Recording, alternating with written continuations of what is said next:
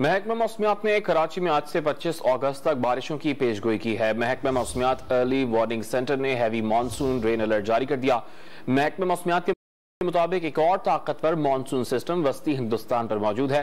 ताकतवर सिस्टम आज सिंध में दाखिल होने का इम्कान है। 23 से 25 अगस्त के दरमियान सिंध के बेशतर अजला में एक बार फिर गरज चमक के साथ बारिश की तवक्को है।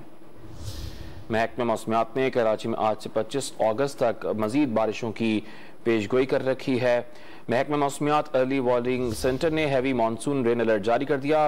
महकमा मौसमियात के मुताबिक एक और ताकतवर मानसून सिस्टम वस्ती हिंदुस्तान पर मौजूद है, जो आज सिंध में दाखिल होने का इम्कान है।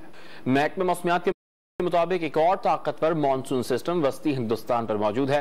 ताकतवर सिस्टम आज सिंध में दाखिल होने का इम्कान है। 23 से 25 अगस्त के दरमियान सिंध के बेशतर अजला में एक बार फिर गरज चमक के साथ बारिश की तवक्को है। महकमा मौसमियात ने कराची में आज से 25 अगस्त तक मजीद बारिशों की पेशगोई कर रखी है। महकमा मौसमियात अर्ली वार्निंग सेंटर ने हैवी मानसून रेन अलर्ट जारी कर दिया। महकमा मौसमियात के मुताबिक एक और ताकतवर मानसून सिस्टम वस्ती हिंदुस्तान पर मौजूद है, जो आज सिंध में दाखिल होने का इम्कान है।